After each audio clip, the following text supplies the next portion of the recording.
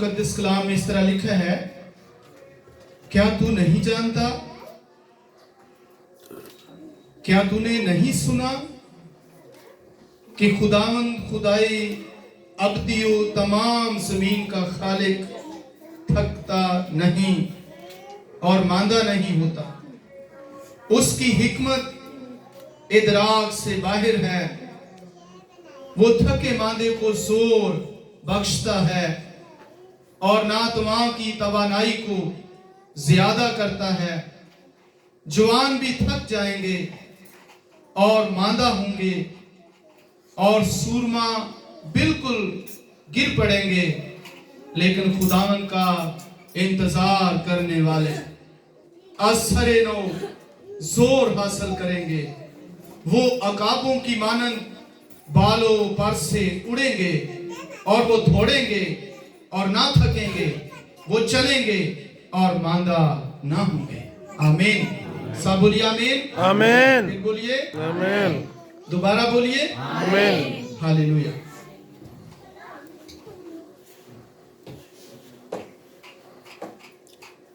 जब बनी इस्राएल गुलामी में चले गए तो फिर उन्होंने खुदावन से पूछना किया, खुदावन तू कहां है? तू हमें छोड़ गया है, तू हमसे जुदा हो गया है, तू हमारे साथ नहीं है, हम इस मुसीबत में, परेशानी में, दुख में हैं। लेकिन खुदावन ने उनको जवाब दिया कि याद करो कि वो मैं ही हूं जिसने तुम्हारे लिए समुद्रों को दो हिस्से किया। आमीन। वो मैं ही हूं जिसने तुम्हारे लिए बियाबानों में मन बरसाया था। आमीन। वो मैं ही हूं जो रात को आग के सतून में तुम्हारे साथ रहता था, और वो मैं ही हूं जो दिन को बादल में तुम्हारे ऊपर रहता था, और वो मैं ही हूं जिसने कौमों को तुम्हारे लिए मगलूब कर दिया था, और वो मैं ही हूं कि कोई बादशाह तुम्हारे सामने ठहर नहीं सका था, और वो मैं ही हूं जो तुम्हें गुलामी के घर से लाकर इस बड़े अजीम सरखेज और अहम मुल्क के अंदर और बाबरकत मुल्क के अंदर मैंने तुम्हें रखा है। वो मैं ही हूं। क्या तुम भूल गए हो? खुदा याद दिलाता है कि मैं हूं, लेकिन तुम मुझे भूल गए हो, इसलिए तुम गुलामी में, गुर्बत में, परेशानियों में, मुसीबतों में, दुखों में, गलाजत में, जनाकारी में, बदकारी में, इब्लीस के चुंगल में, इब्लीस के शिकंजे में, मौत में चले गए हो, क्योंकि तुम मुझे भूल गए हो, पर मैंने तुम्हें छोड़ा नहीं है। आमीन। आमीन। वो छोड़ता नहीं है, हम भूल जाते हैं, हम उसके साथ नहीं चलते, लेकिन वो कभी भी हमें छोड़ता नहीं है। खुदावन ने कहा कि मेरा जोर कम नहीं हो गया है, मेरा जोर घट नहीं गया है। याद रखो, खुदावंद खुदाए अजीम थकता नहीं है। आमीन। वो मांदा नहीं पड़ता। हाँ, नौजवान थक जाते हैं, सूरमा गिर जाते हैं, लेकिन खुदाए कदूस अजीम व अब्दी कभी नहीं थकता। आमीन। पर जो खुदावन में चलते हैं, खुदावन के साथ रहते हैं, खुदावन की तरफ देखते हैं, खुदा की तरफ हाथ फैलाते हैं, इंतजार करते हैं, वो असरे नौ जोर हासिल करेंगे। आमीन। बेशक। इसलिए खुदावन के इंतजार में जिंदगी बसर कीजिए। आमीन। वो जरूर अपना बाजू बुलंद करेगा और जरूर कुव्वत और ताकत बख्शेगा। आमीन। और जो इंतजार करते हैं उनको वो अकाबों की मानद बनाता है। जैसे उकाब जो है वो कभी बूढ़ा नहीं होता, उसके पर दोबारा आ जाते हैं, वो फिर से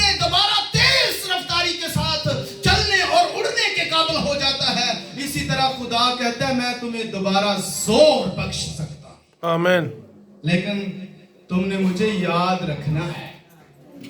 हम भूल जाते हैं, हम छोड़ देते हैं, पर खुदा हमें कभी भी छोड़ता नहीं है। नहीं है। जब हम थक जाते हैं, कमजोर हो जाते हैं, तो फिर कहां से हम एनर्जी लेते हैं?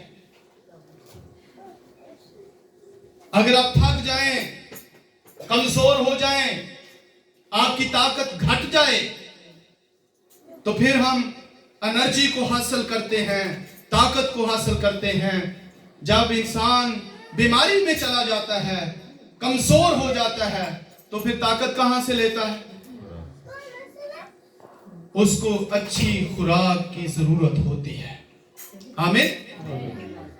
फिर लोग ये कहते हैं कि इसको कुछ अच्छा खाने को दो, इसकी ताकत कम हो गई है, ये कमजोर हो गया है, इसकी ताकत घट गई है, तो इसको क्या किया जाए? अच्छी खुराक दी जाए। सो फिर हमें कहा जाता है इसको सब्जियां खिलाओ। सब्जियां खाने से कुव्वत बहाल होती है। और फिर कहा जाता है इसको सब्जियां दो। ये खुदा ने जो मुख्तलिफ किस्म की सब्जियां हमारे लिए उगाई हैं, हमें कुव्वत देने के लिए उगाई। आमीन। खुदा ने कहा तमाम हरी सब्जियां मैं तुम्हें खाने को देता हूं, फ्रूट खाने को देता हूं। और हमें सब्जियां दी जाती हैं। सब्जियों के जो सूप हैं वो निकाल के दिए जाते हैं, और फिर अच्छे अच्छे फ्रूट, कि इसको अच्छे अच्छे फ्रूट दो। अच्छे फ्रूट आप अंदाजा ही नहीं कर सकते दुनिया के अंदर कितने फ्रूट खुदा ने हमारे खाने के लिए रखे हैं। आमीन। हमारे घरों में कितने आते हैं?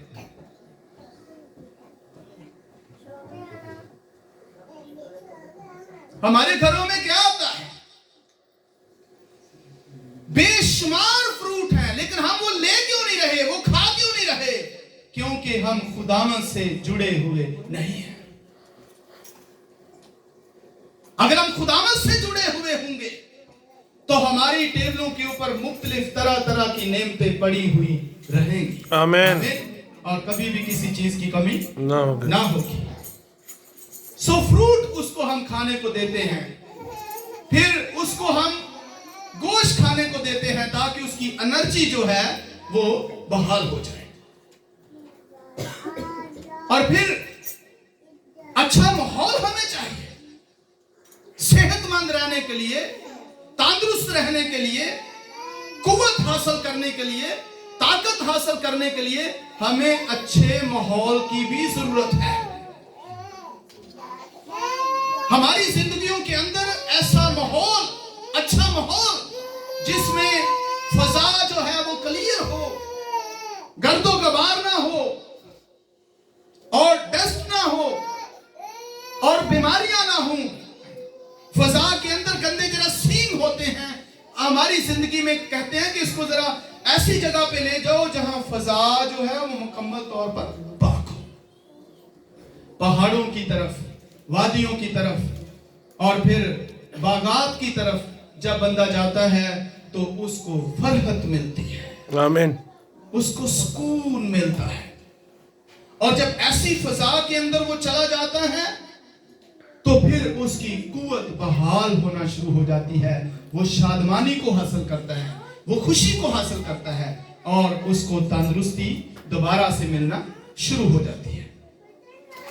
और फिर हम सैर तफरीह के लिए निकलते हैं तो फिर हमें इस तरह की चीजें, जब कुदरती माहौल को हम देखते हैं, जो खुदा बाप ने हमारे लिए जमीन पर चीजें बनाई और रखी हैं, जब खुदा की बनाई हुई कुदरत को हम देखते हैं, जब खुदा की बनाई हुई चीजों को हम देखते हैं, हम फूलों को देखते हैं, हम फलों को देखते हैं, दरख्तों को देखते हैं, हरियाली को देखते हैं, पहाड़ों को देखते हैं, जानवरों को देखते हैं, परिंदों को देखते हैं, और पानियों को देखते हैं, मछलियों को देखते हैं। ये सारा नजारा जब हम करते हैं, ये सारी चीजें खुदा खुदा ने हमारे लिए बनाई है तो हमारे ज़हन को सुकून मिलता है। आमीन।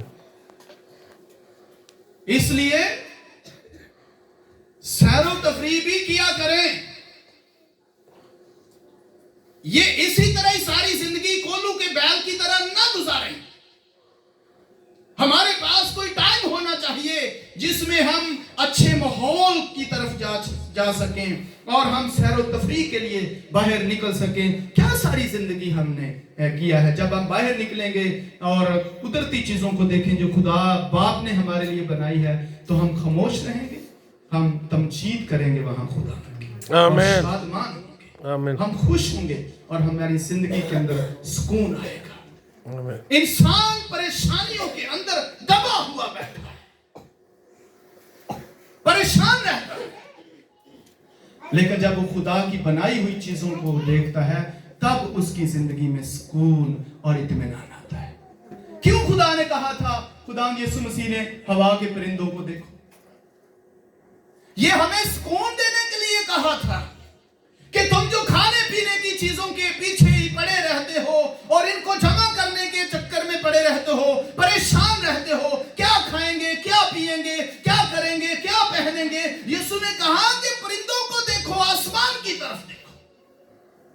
इसके पीछे यीशु के कहने का मतलब था तुम्हें राहत मिलेगी, वो जमा नहीं करते, तुम्हें सुकून मिलेगा। तुम किस चक्कर में पड़े हुए। कभी सैरो तफरी के लिए भी निकला करें, कभी अच्छे माहौल को देखने के लिए भी निकला करें, कोई फ्रूट को देखने के लिए, फ्रूट लेने के लिए, और अगर नहीं है तो फिर ऐसे दरवाजों को बंद करें जो आपके घरों में बरकतें नहीं आने देते। आएंगे। आमीन। और फिर आप जब खुली फिजा में जाते हैं तो खुदावंद की शुक्रगुजारी करते हैं। आमीन। आज की दुनिया में इंसान इस कदर कंजेस्टेड हो गया है और बंद सा होके रह गया है कि वो किसी के लिए उसके पास टाइम ही नहीं है। जब भी किसी को फोन करोगे, जब भी किसी से बात करोगे, जब भी किसी को पूछोगे, वो कहेगा मैं बहुत बिजी हूं। ये अंग्रेजों ने एक लफ्ज बिजी निकाला है, अब सबको ही आता है, पढ़ को भी आता है, पढ़े लिखे को भी आता है। मैं बहुत बिजी हूं, मेरे पास टाइम ही नहीं। तो इसलिए हम कमजोर और लागर होते जाते हैं। हमारे पास फेलोशिप नहीं है। क्यों? खुदावंद यीशु मसीह ने अमाल की किताब में लिखवाया है कि रफाकत रखें, फेलोशिप रखें, दोस्तों से मिलें।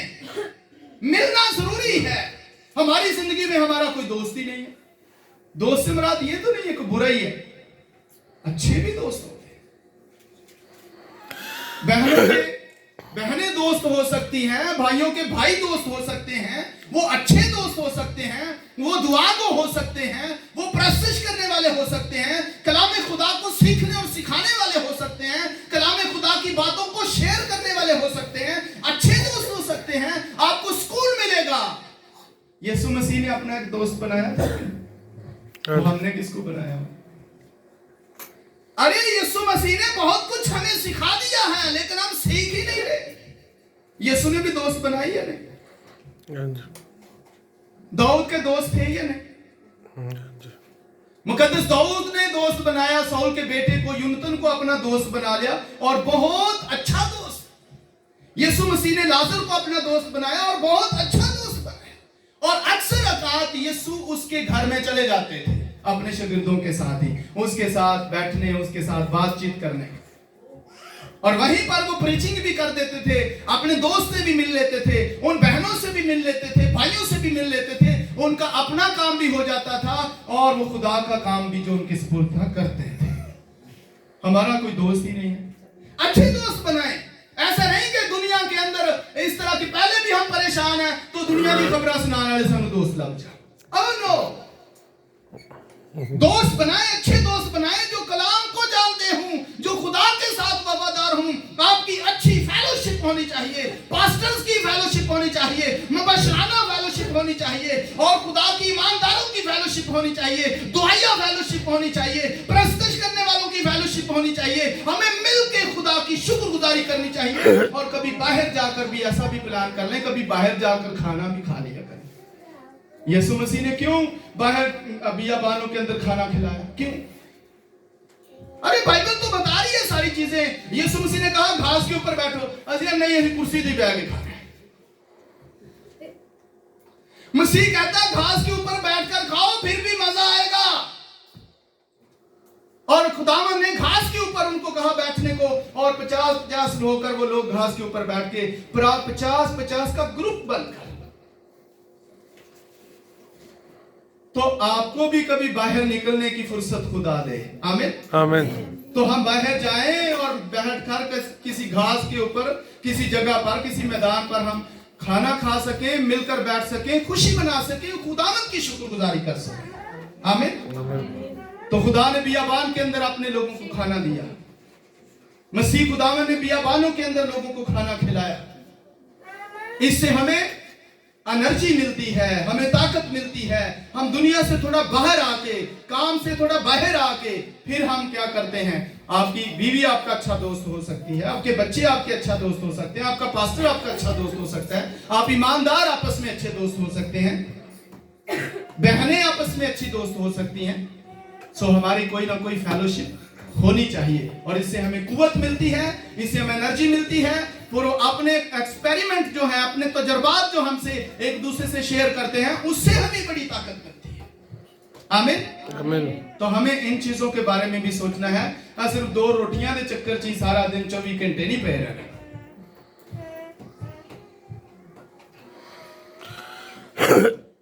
और एक और बात कि फेलोशिप के बाद जरूरी है कि आप आराम भी कर सकें।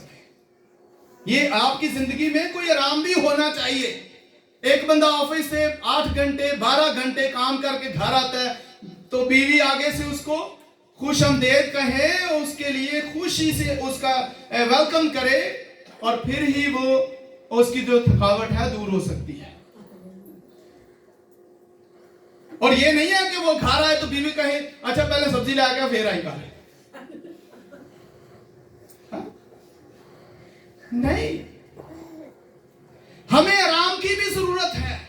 एक बंदा थक जाता है, 8 घंटे 10 घंटे वो बाहर काम करता है, ना जाने क्या क्या वो फेस करता है, किन किन लोगों से मिलता है, कैसे कैसे लोगों से मिलता है, बिजनेस में उनको कैसा कैसा उसके सामना करना पड़ता है, किस तरह के लोग होते हैं, किस तरह की वो बातें सुनता है, सारा दिन वो परेशान रहता है। लेकिन जब घर आए तो इस नियत से आता है अब मैं जाके क्या करूंगा?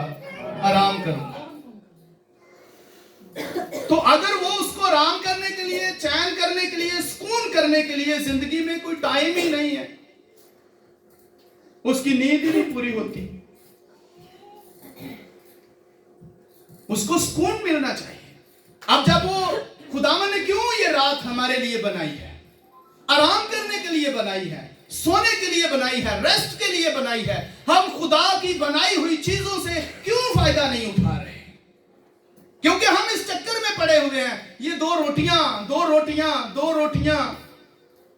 अरे खुदा ने बहुत कुछ हमें दिया हुआ है, हमें उन चीजों को गेन करना चाहिए, उन चीजों से फायदा लेना चाहिए, उन चीजों के लिए खुदा की शुक्रगुजारी करनी चाहिए। हमें फुली तौर पर अपने बदन को आराम देने की जरूरत है। आमीन। तभी हम नेक्स्ट डे के लिए रेडी हो सकेंगे, फ्रेश हो सकेंगे, फिर ही हम दोबारा से अगले दिन के लिए काम करने के काबिल हो सकेंगे। अगर आप रात भर सोए ही नहीं तो सुबह आप कैसे काम करेंगे? ऑफिस में जाकर आप सोना शुरू कर देंगे, नींद आएगी आपको, आप काम नहीं कर सकेंगे। लिहाजा आपको पूरी रेस्ट की जरूरत है। ये जो दुनिया ने हमारे दिमाग में बात डाली हुई ना, इसके पास क्या है? अरे हमारे पास क्या कुछ नहीं है।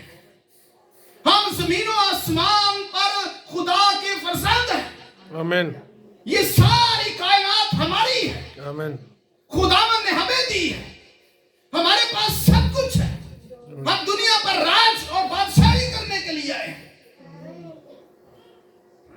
पर दुनियावी चीजों के पीछे दुनिया ने हमें लगा दिया। अच्छा आपके पास तो घर नहीं है, ये अच्छी खबर है, इसको सुनते ही आप परेशान हो जाएंगे। मसीह के पास कितने घर थे? एलिया के पास कितने घर थे, एलिशा के पास कितने घर थे, पतरस के पास कितने घर थे, पलूस के पास कितने घर थे, किसके पास घर थे? लोग हमें परेशान करते हैं, दुनिया की दौलत हमें परेशान करती है, दुनिया का बिजनेस हमें परेशान करता है, दुनिया का पैसा हमें परेशान करता है, हमारी जिंदगी में सुकून और आराम नहीं आने देता। हम दुनिया की बातों में चले जाते हैं, लेकिन जो कुछ खुदा हमें कहता है हम वो बातें अपने अंदर नहीं आती। जब तक खुशी की खबर नहीं सुनेंगे आपके अंदर खुशी कैसे आएगी? आप खबरें ही दुनिया की सुनते रहते हैं, जब आप दुनिया की खबरें सुनेंगे तो परेशान रहेंगे। आपको खुशी की खबर सुननी चाहिए, और खुशी की खबर उन्हीं से मिलेगी जिनके पास खुशी की खबर होती है। ये हो गया, ये हो गया, ये हो गया, ये हो गया, ये तो दुनिया की खबरें, ये आपको परेशान रखती हैं। आप इनसे बाहर निकलें, आपको आराम करना चाहिए, आपको रेस्ट करनी चाहिए, आपको अपनी नींद पूरी करनी चाहिए, जो काम आपके जिम्मे है आप उसको पूरा करें। इसलिए हम जब इन चीजों को देखते हैं तो हमें एक तवानाई मिलती है, हमें बदनी तौर पर, जिस्मानी तौर पर हमें कुव्वत मिलती है, और फिर मोहब्बत है। आपका पास्टर 3 दिन काम करके है, 3 दिन रात उसने काम किया है और मेहनत करके है, तो खादम जब वापस अपनी कलीसिया में आता है तो कलीसिया को उसे वेलकम करना चाहिए, उसकी थकावट दूर हो जाए कि मेरे चाहने वाले कितने हैं, मुझसे प्यार कितने करने वाले कितने हैं, कितने हैं जो मेरा वेट कर रहे थे, कितने हैं जो मेरा इंतजार कर रहे थे, कितने हैं जो मुझे चाह रहे थे कि कब पास्टर साहब वापस आएंगे। उसको जरूर वार्मली वेलकम करना चाहिए, ताकि उसने जो काम किया उसको अप्रिशिएट किया जाए कि आप अच्छा काम करके आए हो, आप जबरदस्त काम करके आए हो, आप रूहों के लिए काम करके, आप खुदा का काम करके आए हो, खुदा के खेत में गए थे, आप वर्क करके वापस आए हो। उसको वार्मली वेलकम किया जाए, उसको वेलकम किया जाए, मुबारक कहा जाए और अपनी मोहब्बत का इजहार किया जाए। इसी तरह जब शौहर आए तो उसके लिए भी होना चाहिए। बच्चे स्कूल से पढ़ के आते हैं, उसके लिए भी होना चाहिए। वो कोई काम करके आए हैं, अजिया ने चलो उठे बस्ता रख दे, हाँ वो उठे रख दे बस्ता, तो चल जाके यूनिफॉर्म चेंज कर। अरे वो कोई काम करके आए हैं, जिस काम के लिए आपने उनको भेजा था वही काम करके आए हैं, और जब वो वापस आए हैं, एक तो शुक्रगुजारी होनी चाहिए, सलामती से वापस आए हैं, दूसरा खुशी होनी चाहिए कि जिस काम के लिए हमने अपने बच्चों को भेजा था वही काम करके वापस आए हैं, हम शादमान हैं, हमें खुशी होनी चाहिए, उनको मोहब्बत देनी चाहिए, उनको प्यार देना चाहिए, उनको जाहिर करना चाहिए कि हम आपसे मोहब्बत करते हैं, प्यार करते हैं। तो जब बीवी भी बाहर काम करने के लिए जाती है तो काम करके घर आती है, तो खामन के लिए भी ये जरूरी है। यीशु मसीह ने देखे तमसीलें दी है यहां पर, ये भी यीशु मसीह ने कहा एक नौकर सारा दिन बाहर काम करता है और जब वो अपने मालिक के घर में आता है तो मालिक फिर उसे क्या करता है, कहता है मेरे लिए खाना बना जब तक मैं खा ना। मसीह ने कहा ऐसे तो लोग हैं। ये मेरी तरफ से सारी तमसीलें नहीं है, ये बाइबल में लिखी हुई है। कहा यीशु ने ये नहीं, यीशु ने कहा उसे चाहिए था कि मेरा नौकर बाहर से काम करके आया, उसको खाना देता, उसके आगे रोटी रखता, उसके लिए खुशी बनाता और उसको कहता बहुत खूब अच्छा काम किया, सारा दिन किया, फिर उसे डिटेल लेता क्या क्या काम किया। लेकिन यीशु ने कहा लोग तो ऐसे हैं कि वो बाहर से काम करके आया तो आप घर पे आ गया तो मालिक कहता मेरे लिए रोटी बना। ऐसे ही बाइबल में, ये सारी चीजें बाइबल में लिखी हुई हैं। हमें इन चीजों को समझना चाहिए। अगर आपके साथ आपका कोई नौकर है, काम कर रहा है, तो उसको अप्रिशिएट करें ताकि वो बेहतर और अच्छा काम कर सके। उसको क्या मिलेगी? एनर्जी मिलेगी, उसको ताकत मिलेगी, वो फिर से दोबारा काम करेगा और कहेगा मेरा मालिक अच्छा है और जोर देगा काम पे। लेकिन अगर आप कहें कि तुमने तो किया ही कुछ नहीं आज सारा दिन में, तो वो फिर काम नहीं करेगा, उसका दिल जो है वो टूट जाएगा, वो परेशान हो जाएगा कि मैंने इतना काम किया और मुझे किसी ने अप्रिशिएट ही नहीं किया। तो एनर्जी मिलती है इन चीजों से, लेकिन सबसे बड़ा एनर्जी का सोर्स हमारा खुदा है, आमीन, जो कभी भी हमें कमजोर नहीं होने देता। आमीन, उसने कहा जा खेत में, मैं तुझे पैसा दूंगा, मैं तुझे एक दिनार दूंगा, तू काम करके आएगा, मैं तुझे दिनार दूंगा, तू ईमानदारी से काम कर, मैं तुझे भूखा नहीं मरने। आमीन। वो हमें कुव्वत देता, हमें जोर देता है। और इसी तरह जैसे हमें जिस्म के लिए अच्छी खुराक की जरूरत है, इसी तरह रूह के लिए भी हमें अच्छी खुराक की जरूरत है। आमीन। जिस तरह जिस्म के लिए रोटी की जरूरत है, इसी तरह कलामे खुदा जो हमारी रूह की रोटी है, इसकी जरूरत है। जिस तरह जिस्म के लिए फ्रूट की जरूरत है, इसी तरह हमारी रूह के लिए रूहुल कुद्स का जो फल है, फ्रूट है, उसकी जरूरत है। रूहुल कुद्स की नेमतों की जरूरत है। ये रूहुल कुद्स के फल, ये रूहुल कुद्स की कुव्वत, कलामे खुदा की ताकत, कलामे खुदा की रोटी हमें कुव्वत और दलेरी और पावर देती है। आमीन। इसलिए ये हमारी रूहानी खुराक है। पहले मैंने जिस्मानी खुराक की बात की है कि जिस्म को भी जरूरत है और रूह को भी एनर्जी की जरूरत होती है। इसलिए जरूरी है कि हम रूहानी तौर पर भी इसी तरह खुदावंद से एनर्जी हासिल करें, जिस तरह हम अपने बदन के लिए एनर्जी हासिल करते हैं। और फिर जैसे बदन को नींद की जरूरत है, आराम की जरूरत है, इस तरह रूह को भी सुकून में रहने की जरूरत है। और जब आप सोते हैं रात को, तो खुदा कलाम करता है ख्वाबों के जरिए, ड्रीम्स के जरिए। ये रात को जब सोते हैं, खुदा आपकी रूह से कलाम करता है, आपको ख्वाब आते हैं। बाइबल मुकद्दस का 1/3 पोर्शन जो है, ये ख्वाब है। आप देखें पढ़ के बाइबल को, बाइबल के अंदर हर नबी का ख्वाब लिखा हुआ है। खुदा नबियों के साथ ख्वाबों में बात करता था, कलाम करता था, और 1/3 पोर्शन बाइबल मुकद्दस का ख्वाब लिखे हुए हैं। तीसरा हिस्सा ख्वाब है बाइबल में। तो आप जब खुदा के साथ जुड़े हुए हैं, हमें भी खुदा की तरफ से कोई रोया आए, कोई ख्वाब आए, और उस रोया से, उस ख्वाब से हमें एनर्जी मिलेगी, हमें ताकत मिलेगी, हम कुव्वत पाएंगे और कहेंगे सुबह उठ के, आज खुदावंद ने मुझसे बात की है। इस तरह हम रूहानी तौर पर एनर्जी हासिल कर सकते हैं। और फिर जिस तरह हमें बदन के लिए मोहब्बत की जरूरत है, इसी तरह हमें रूह के लिए भी मोहब्बत की जरूरत है, कि हमारी रूह जो है वो तरोताजा हो जाए। और बाइबल में लिखा है, खुदा ने दुनिया से ऐसी मोहब्बत रखी कि उसने अपने इकलौते बेटे को बख्श दिया, ताकि जो कोई उस पर ईमान लाए हलाक ना हो, बल्कि हमेशा की जिंदगी पाए। यीशु मसीह ने हमें मोहब्बत करके दिखाई, उसने अपना खून तक हमें दे दिया, और उसकी मोहब्बत का ये इजहार है कि उसने अपना रूहुल कुद्स हमें दिया, हमारे अंदर रहता है। वो कहता है, मैं कभी आपसे जुदा ही नहीं होना चाहता। आमीन, आमीन। कैसी मोहब्बत करता है, कहता है तुम मेरे दोस्त हो, तुम मेरे भाई हो, और मैं कभी तुमसे जुदा ना होऊंगा। अब मैं तुम्हारे साथ हूं, फिर तुम्हारे अंदर रहूंगा, मैं तुम्हें कभी यतीम ना छोड़ूंगा।